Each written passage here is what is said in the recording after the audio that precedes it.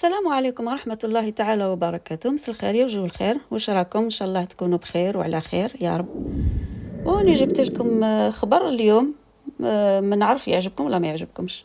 اللي حرق القرآن قتلوه، لقوه ميت في الشقة تاعو. هو ساكن في السودرتاليا، منطقة اسمها السودرتاليا، خارج شوية على العاصمة ستوكهولم، شوية خارج على العاصمة. لقوه مقتول بطلق ناري على الرأس، على مستوى الرأس.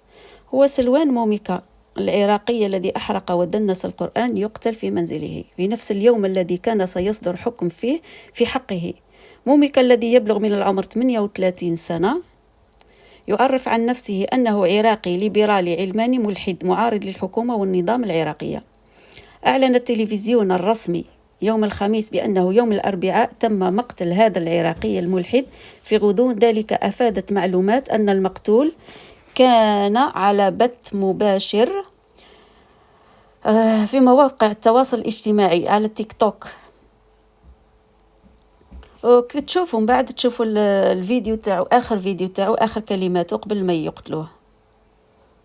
في فبراير العام الماضي وافقت الحكومة محكمة الهجرة السويدية على ترحيله. خرج من هنا، عطوه رفض وتصفير، ما عطوهش الإقامة. خرج من السويد، راح يا ربي وين راح؟ النرويج. زاد طلب اللجوء، رفضوا له الرجوع وصفروه، عاودوا رجعوه، رجع هنا للسويد.